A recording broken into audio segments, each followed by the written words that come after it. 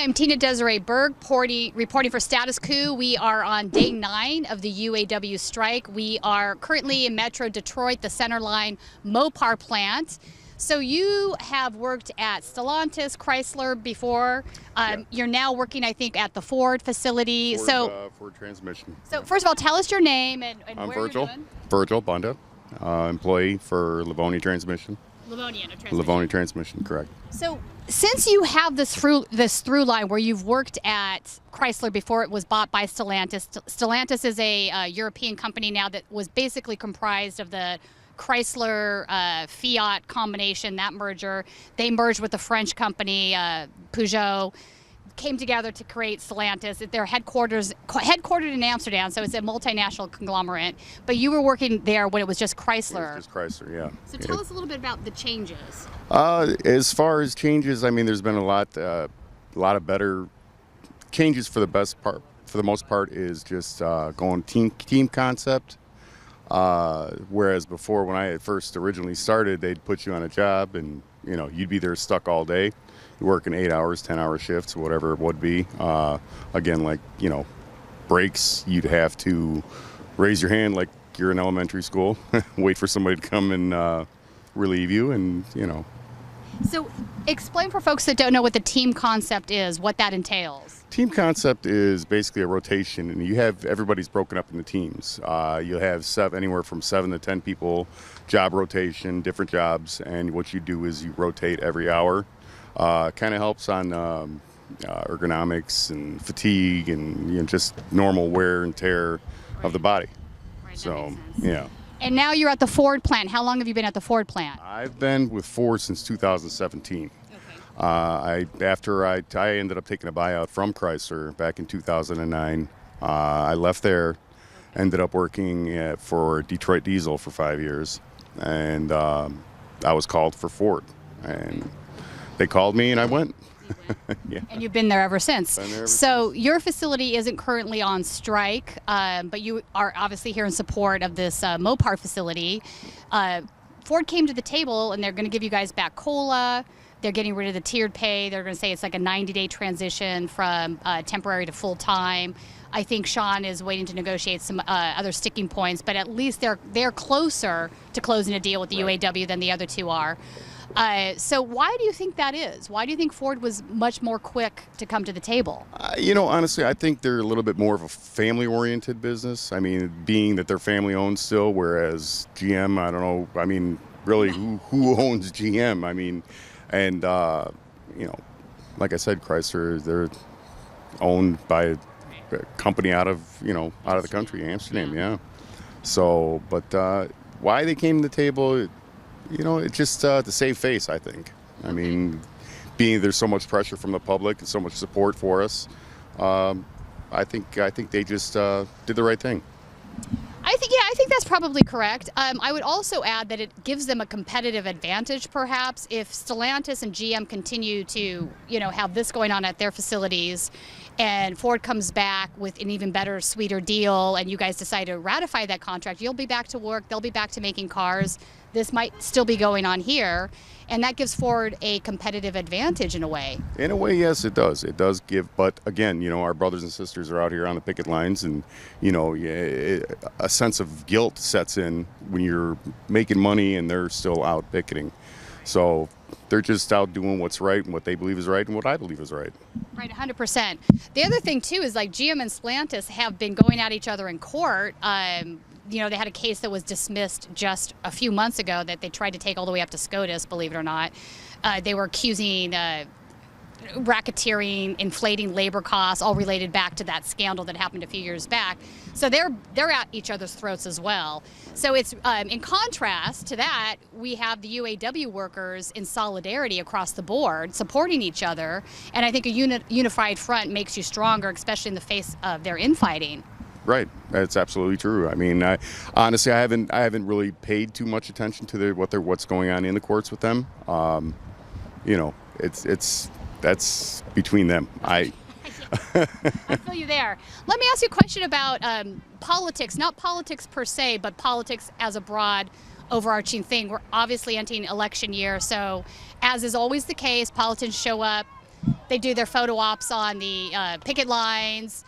But, you know, do you feel there's like a disconnect with them doing that and then going back to Washington, going back to their state houses, wherever it is, and then not actually doing anything for labor? It's just to make them look good. They are, like you said, saving face. It's really photo ops is what it is. I mean, saying they're in support, but, you know, business as usual for them. I mean, the next day they wake up and tackle the next agenda. We're out of sight, out of mind. Right.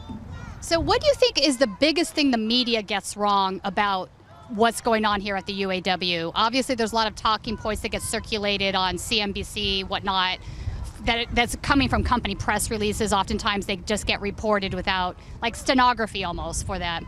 What do you think is the biggest thing that the media gets wrong? The misconception that we get paid too much for what we do. We are a certain breed. We are a special breed of people that can do this.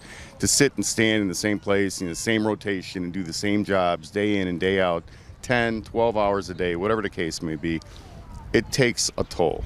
It really starts hurting after a while, regardless of the rotation. It still hurts. No, I don't disagree with that. Thank you for talking with me. Absolutely. Appreciate your time. No parts! No parts! No parts! No And no lunch for this guy either. Okay. All right, tell me your name. Jacqueline Yancey. And do you work here at the Mopar plant? 38 years. 38 years. Yes, and I'm 72 years young. And we on strike, Stellantis. I don't know why they dragging their feet, but we're out here and we'll be out here until we get some of our demands. The 3 demands are no more 2-tier. We want wage increase, and we want, it just slipped my mind, but not my heart. Yes, cola. Cola, yes. Yes, those are the big 3 that we're out here striking for. So you're a veteran. You've been here quite a few many years. You were here in 2008, 2009 when the I was here in 1985, when you were born. Close to it. I'm older than that. I had to. Thank you. Thank you. I was actually born in 1970. Okay, my daughter was too, so I know your age. Yeah. Let me ask you this. So you were here in 2008, 2009 when those concessions were given away, obviously beforehand, and they promised they would give them back when they were profitable. That hasn't happened. Hasn't happened. A lot of talk, but no action.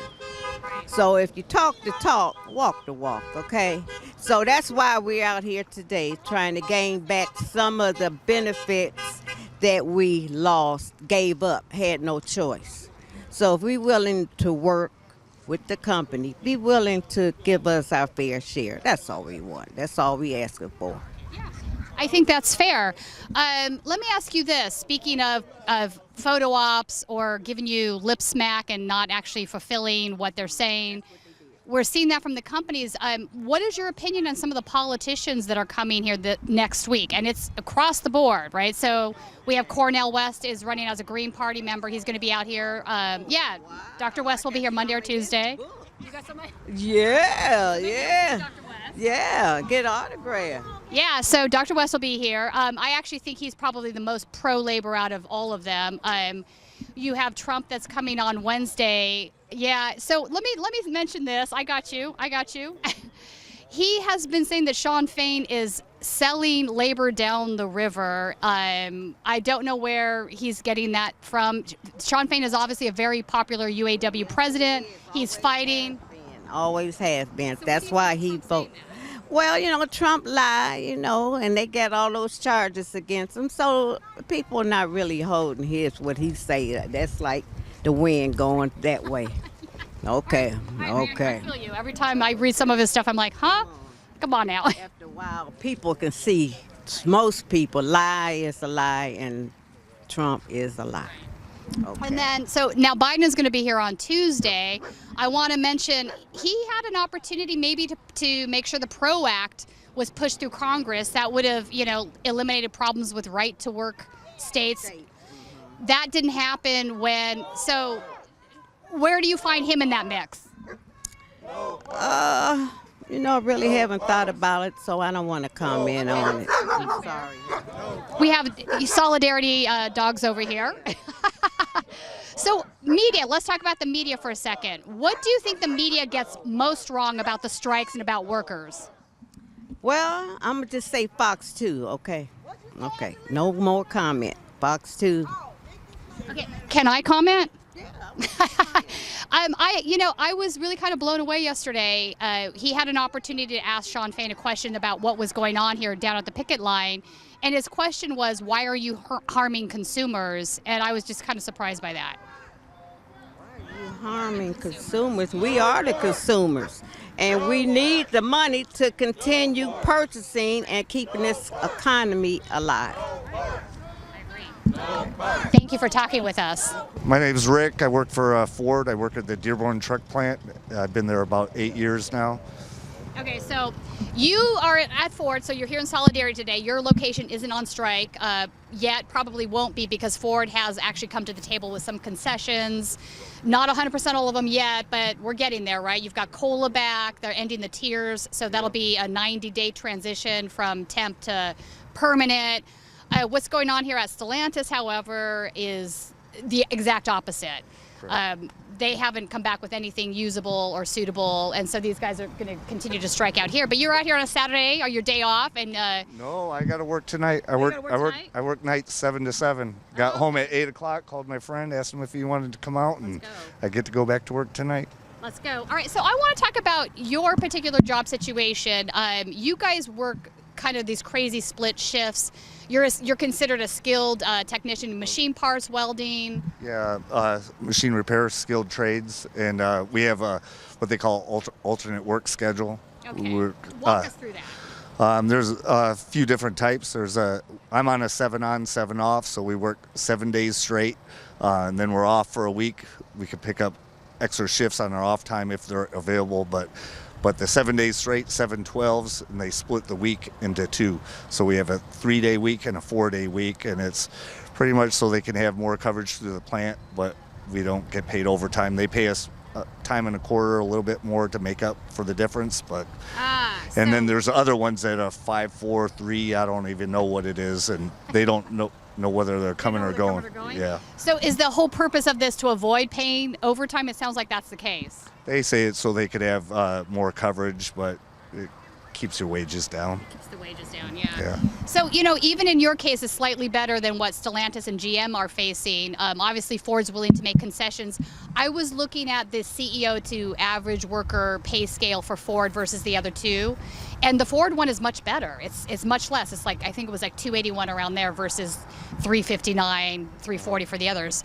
So why do you think that is? I know Ford is very much committed to the state of Michigan. Obviously, this is where the company started. Stellantis has headquarters over in Amsterdam. They're a multinational. Why do you think it's the case, though, that Ford seems to be more labor-friendly than the other two?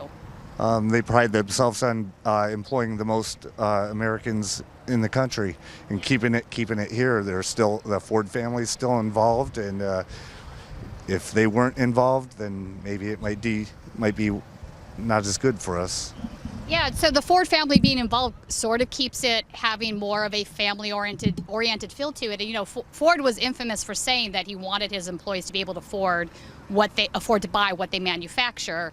And a lot of the workers on the line are basically saying they can't afford to buy the cars that they manufacture because their pay's too low and the cars are too expensive. Right. So there's a bit of a disconnect there. So what do you think is going to happen next? We expanded the strike yesterday to 38 locations more. All of these locations are parts. So these feed the dealerships mainly. I guess sometimes they also feed the factories if they need to pull stuff for that. But that could affect a lot more of the economy. I think they're going to get more pressure from the public. Yeah. They try to get their vehicles repaired. They can't get parts. The dealerships are going to be putting pressure. So, well, let me ask you this. I agree with you. I think the public is on the side of the workers. I think American workers across the board. See? Yeah. Everyone's honking. Everyone has been honking. American workers across the board, no matter what industry they're working in, feel that pain. There's been a decrease in wages or either suppressed wages in just about every industry, while CEO and upper management pay has continued to increase. It's not isolated to auto workers. So I think that a lot of Americans, they feel that, they understand that, and they're in the fight with you because they can relate to it, right? I've only been at Ford 8 years. I've experienced it with one of the largest companies in the world. Yeah. So I think that does matter. Now, having said that, you have the bosses at GM, Stellantis, mainly. I'm sure Ford has had some people say this. I haven't seen it as prevalently, however. That it's consumers are going to be angry at you, that you are inflicting pain on the consumers. We were here yesterday when Sean Fain was out here at the picket line, and a lot of my peer group were asking questions of Sean about why are you harming the consumer. I think that those questions aren't on track. I think they're missing the point of what the labor conflict is about, if that's what you're asking. Are you asking Mary Barra the same question? She gave herself, what, 24%, 25% increase in pay last year, something like this? Is she inflicting pain on the consumer by giving herself this large pay increase while keeping workers' wages suppressed? So it just doesn't make sense to me. Who do you think is right, is what I'm getting at? Do you think ultimately that messaging will fail and that people will still stay positive and be on the side of the worker, or do you think that messaging might break through and sort of alter the way people think? the problem is the corporate media spins everything, and You're wrong. most of my friends support me. We've had arguments, some others, but they really don't know the big picture. They just know what they hear on CNN and Fox and the greedy workers. They don't know that they give us lump sums instead of actual pay raise, which is considered supplemental income, not earned income, taxed at a much higher rate, and that's how it keeps our wages down. And everybody knows there's a national shortage of tradesmen in the country. They can't even get the trades to come from the outside, electricians to come in, because their scale is so much higher. $50.32 for electrician in this area versus $36 in the auto plants for an electrician. That's kind of crazy, and it used to be the opposite case. It used to be that if you worked at the big three, you were making really good money compared to, other places. So that sort of has flipped. Lots of things, I guess, have been contributing to that. But I think that's about right. I think people are going to continue to see that the American worker is getting the riot only because they feel it personally. But you're right. The media has had part and parcel to the problem here. If they only regurgitate the talking points that they are getting from the companies, and they don't come out here and listen to the stories of what workers are actually dealing with, then they don't know the truth. I'm familiar with a lot of this story, and even I'm learning new things by the day. Like what you just told me about the way you're on these various shifts. I spoke with a guy last night who had his plant was closed and they were consolidating the workforce, and when they moved him to this place, he got a $10 cut an hour in his pay. That seems like, I think when people hear that, they're like, what? That's not what I've been being These told. places, they get That's not bounced real. around. They Yeah. go down, up, back down, start the tier system all over again, and it's crazy. But everybody's talking about, they want 40%. Nobody deserves a 40% raise. Well, it's over the time of the contract, and the first year was supposed to be higher because back in whenever it was 2008, when they gave 10% pay cuts and all kinds of stuff, it was supposed to bring them back up, and your wages are supposed to be a couple points higher than the inflation rate. Well, they're not. Yeah. Where I came from before Ford, a 2% raise means you're a substandard employee and your job might be in jeopardy. Right. And now that's becoming the norm. No, and you're right. So if you look at the Labor Bureau statistical data on this, you'll see that auto workers, if you adjust the pay scale for inflation, it's actually down 20% over the last 2 decades. So you have absolutely 100% lost ground, when at the same time your CEO has continued to make more and more money. So their money exists there. I don't think it's a solid argument for the big three to keep saying that they can't afford it. It's untenable to give you guys a 40% increase. The 20% beginning threshold alone would just bring you back to where you should be. And they did promise in 2008, when you gave those concessions, the companies were facing bankruptcy. Labor came to the table and said, we don't want you to go bankrupt. We like our jobs. Let's work together to make our way through this safely. And in response, the Big Three told you guys, we will give you these things back as soon as we're profitable. Well, that's not happened. No. I don't understand. In Germany, they make twice as much as we do, 100%. and they're a 100% union country. And Volkswagen's the number 2 profitable company in the world, auto company. So I don't get it. I think it's more of the mismanagement of the funds and what they do with their stocks and stuff like that. Well, yeah, no. One of the points Sean Fain, when we interviewed him a couple days ago, made was that the stock buybacks were up over the last 4 years an insane number, 1,500%. That is crazy. Let me explain what that is, though, for folks that don't know. It used to be illegal. It used to be illegal. You're not wrong on this. So basically, they're taking the money that they're earning in profits and they're buying stock off of the open market. That means there's fewer shares on the market. And when there's fewer shares on the market, the ones left on the market are obviously more valuable. So they're basically pumping up the value of their stock in this back-ended way. But this doesn't do anything for the long-term health of the company or the long-term profitability. This is a short-term maneuver, right? And, a lot of the CEO pay, when they say we're getting paid based on our performance, their performance is really tied to the performance of the stock, not necessarily what happens in 10 years to Ford or Stellantis or these companies. And that's a very short-term sort of viewpoint, in my opinion. And it would be a much better investment for them to invest in their employees, especially the ones that are trained, having constant turnover costs them money too. Is this just the companies digging their heels in because they feel like they want to fight that fight? Because it just doesn't seem. Fight that fight. They're getting that money and not paying income tax on it. Oh, hang on. That's another good point you're making right here, right? So if they're getting stock options and not necessarily income, you're right. That's taxed at a different rate. Capital gains taxes are 15%. They're much lower than what you would pay off of an income tax rate, a marginal income tax rate. So yeah, another trick of the book, right? Yeah. All right, one last question. So we've talked a little bit about how the media isn't really telling the worker side of the story. We have obviously been out here 9 days trying to do that because people do need to hear your side. They need to stop listening to just whatever their sound bites are on CNN. What message do you have for the American public that you think hasn't gotten out there widely enough yet that is really important for them to hear? We're not greedy. We work hard. We work hard.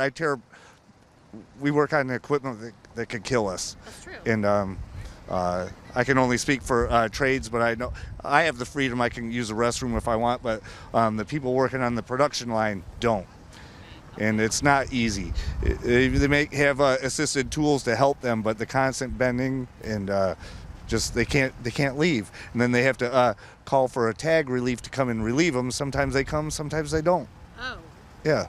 So that's another thing I hadn't heard. Yeah. So that's frustrating, isn't it? Yeah. Fortunately, I don't have to do that, but they do, and I see it.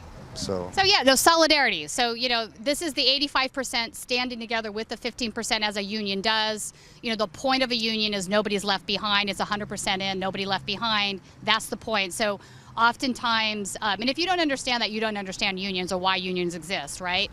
It's nobody left behind. The 85% that have the leverage are going to use that leverage to bring up the bottom 15 so that everybody has a fair share. I mean, I've only been at UAW 8 years now.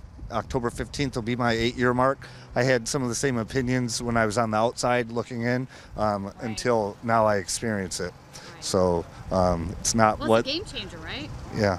So. No, it's a game changer. That's why people need to hear these stories. Then they understand why are they actually out here? It's not because they're greedy. It's because they have legitimate beefs. I was ready to quit after 2 weeks when I found out worked 7/12s and they split it into 2 weeks, and I was like, wait a minute. So people understand 7/12 really quickly. 7 days a week, 12 hours a day. 12-hour shifts are really common in your industry, not common in other industries. So there's a reason people are tired, and I'm working 7 days, 12-hour shifts, but they're splitting them basically to avoid paying overtime, sort of. Cuts down on the overtime costs, and they can have more crews, so they can run 20 hours a day. At the truck plant, they run a lot. That's their big money maker for Ford, the F-150. So they want as much coverage as they can and not have to worry on overtime people, but we work overtime, just don't get paid fully for it. Gotcha. Thank you for talking with us. So Bernard, we are here at the Wayne Ford plant. It's about 8 o'clock at night, so you are on the night shift, I guess, for the strike right now. You've got your UAW burn barrels out here. Tell us a little bit about your background. How long have you worked for Ford? What are your main issues? Why you're out here supporting the strike? I've been here for 3 years, and I'm supporting my brothers and sisters because I feel that this is only a fair, equal opportunity for everyone to be able to live comfortably. I'm in a situation right now where I'm living check to check, and I know I'm not the only one living check to check, and so it's really hard. It's been a very damper on my plans of future possibilities and being here at Ford, and I don't want to go to McDonald's where they're making more money than me, but... Wait, let's talk about that for a second, because how crazy is that? There are fast food restaurants that are literally paying more money per hour than what some of the UAW union workers are making. That's insane. It is ridiculous. And the minimum wage needs to go up. The cost of living, there's people with families trying to house their kids, college, things of that nature. So I know and I understand, but for me, myself, to have to go get 2-3 jobs just to be able to stay afloat, it's hard. I'm 50 years old. I don't want to work until I'm 80 just to be able to enjoy the rest of my time. I would love to be able to have a pension, something to look forward to, something I can take care of my family and say, hey, Dad's going to sit down, but, I worked hard for what I did, and I want to be able to get benefit from it, So that's normal. There's nothing wrong with that. I wanted to bring up, there's a breaking news story this evening that... So Shawn Fain has now filed a NLRB complaint against Tim Scott. So Tim Scott was on the Sean Hannity show the other day, and he basically made the comment, you strike, you're fired. Obviously, that's against federal law. He's a senator, so you can't. So he filed a complaint against that already, Did, which he should have done. Which he should have. You can't fire nobody that's going on strike, and how dare you say those things? Because that's the case, you're going to fire everybody here. Right. We're standing up for these people who are Ford is 95% getting their money when we're the 5% that's building. I can't even afford to buy a vehicle that I'm building, that I'm working on. It's kind of hard. So it's ridiculous for someone to even threaten someone like that. I wouldn't even say that. It's just hard. It's wild to me that any sitting politician, especially one that's running for president, wouldn't stop to consider maybe listening to what some of the workers have to say about why they're out here, because all of your beefs are legitimate and understandable for anybody that's heard them. Asking for much. We're just, we're the essentials. Whatever it takes to be able to take care of, our families. That's mainly. Right. So you had mentioned to me that you had worked at a different facility for a few months before coming to this one, and I think this is just one more example of kind of bait and switch things that they've been doing. Yeah. So you get to this facility, and the time you spent at the previous one is just erased, and it didn't matter. Got to start all over again. Yeah. So but that's just a part of the game, and I'm learning it. I'm learning the system right now. So I'm just one of those pawns that's being moved around, and hopefully later on, after the contract, I'll be blessed to be able to, reap the benefits of everything. So. Right. So tomorrow's Friday, Shawn Fain is going to be doing cross at the Union Hall here. We're right across the street from the Union Hall. I will be here. You'll be here? I'll definitely, I will be here. So he's going to announce new strike locations, is my understanding. Have any ideas about how many that will be? Do you like his strategy? Do you think the way he's rolling this out makes sense? Yes, but I'm afraid this strike might end up going longer than what everyone's predicting, and that's the sad part. So I don't want to count all my eggs before they hatch, but I'm just going to let him, represent us and do what he's supposed to do. And hopefully, things can come out sooner better than later, because a lot of us, everyone out here wants to go back to work. Everybody wants to go to work. Nobody wants to stand out here. I build a fire. I could, but I could do that at home, Right. But you've been doing a barbecue at home. Yes, exactly. But that's the thing. I think people need to realize strike is the last resort. The very last resort. None of us wanted to come out here. None of us wanted to be striking. This is not something it's a job. This is not for us. No, you've sort of been placed in this position because you asked for certain things. you were brushed off for them. And most of these things, when you consider how much was given away in 2008 and 2009, these are reasonable things to be asking back. The companies are now profitable. They had promised back in 2008 when you gave the concessions that they would eventually give them back, and they haven't done that. We're still waiting. We're still waiting. So you made all these promises. We did what we were supposed to do. We helped the company rebuild. Numbers have increased. So now, what are we doing in the end now? We're still waiting for you guys to take care of us as much as we've been taking care of you. If I'm for a family, then treat me like I'm family. Treat me like I'm family. So Dylan, you are a state representative. Tell us a little bit about what district you represent and what you're doing down here supporting the UAW workers. Yeah, so a lot of people in my district work here. I represent nearby District 26, which is Garden City, Inkster, Southeast Westland, and Northeast Romulus. And I'm here to support workers because this movement doesn't just affect UAW workers, it affects all of the working class. We live in a time with massive wealth inequality, and these workers are putting their livelihoods on the line to fight for not just all UAW and auto workers, but also all of us in society to make sure that wealth inequality starts to shrink rather than grow. Right. No, I would say wealth inequality is probably one of the biggest issues we are facing in the United States right now. It's worse now than it was in the 20s, and it does bleed into other policy issues, right? It can be the base problem for so many other things, including crime, so it is something that needs to be dealt with. Let me ask you this, a lot of other politicians don't seem to see the light on that. Do you think it's because they're taking money from corporations and they're maybe a little bit corrupted, or do you think they don't see the problem? What are your thoughts on that? I mean, I think it's no secret that our political system is designed to benefit the elites. I myself am somebody who does not take any corporate donations, and that's rare in politics. And I do think that that has an influence. And I think it's very obvious when you look closely which people in office are supporting workers and which aren't. But these also, that extends beyond just showing up at a picket line. It's organizing, and it also has to do with some of our economic policies that we've had that I think sometimes we get a little misled on how do they actually support workers or not. Well, no, you're not wrong on that. That's some of the criticism that I've been hearing on the picket lines from workers is that in general, they feel like even when politicians do give them lip service to workers' issues, labor issues, they don't follow it up with something on the back end. Like they don't do the actual work involved in actually helping them. Obviously that's not true across the board, but they definitely feel like at the presidential level, no matter who's in office, that feels like that could be the case.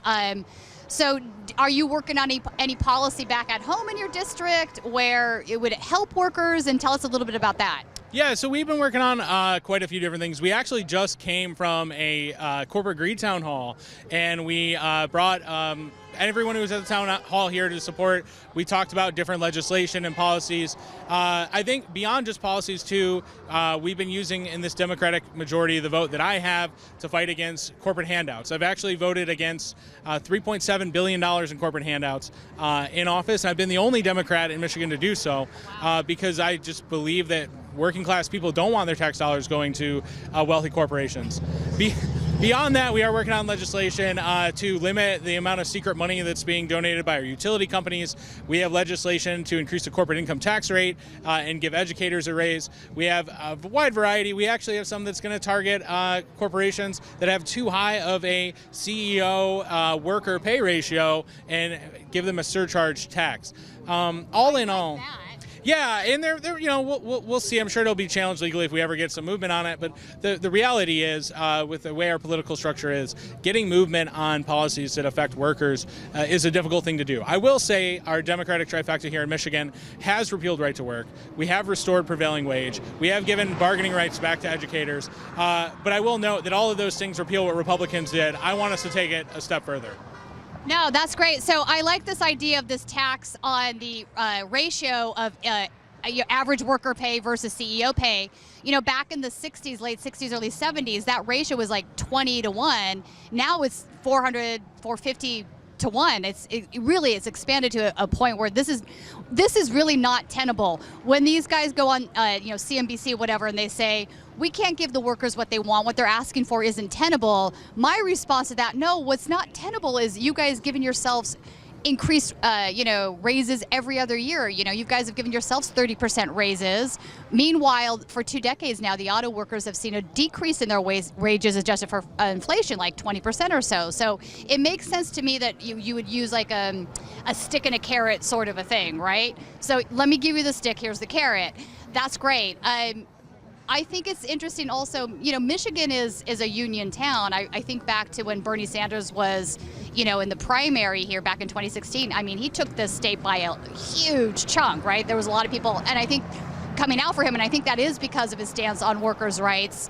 And I think his movement sort of helped to ignite a little bit of, a rebirth in the labor movement in this country. For a long time, people were basically saying, no, we'll do it another time. We'll do it next year. We can't afford to do it now. And that's really changed. Yeah. You sound a little bit like Bernie Sanders, so I don't know if he's somebody you support. But what other things do you think we can do to change things for the better in this direction? Yeah, well, I to kind of comment on, I absolutely support Bernie Sanders. He actually inspired some of the work I did when I lived in Arizona. I grew up in Michigan, but lived in Phoenix, Arizona for 5 years. And in 2018, I was one of the organizers of the teacher strike out there.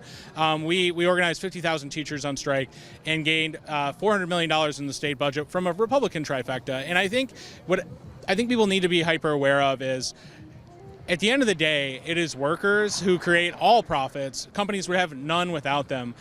So they deserve to have some of those profits. And beyond that, I think what's so important about these labor actions is it gives people in this country a chance to wake up to the class warfare between working class people and the elites. And I think we are starting to see that more than ever. On both sides of the aisle, people are fed up with the economic situation of our country, and we need to start looking at changing that economic system. I think that's coming in a matter of time. It's a reignition of the labor movement, and I just couldn't be more proud of these workers putting it on the line for everybody. They're way more important than the work we're doing in Lansing because they have the power to actually shut it down and demand change. And hopefully someday our political space will not be corrupted by political corporate influence. But I think we're a little bit whiles away from that.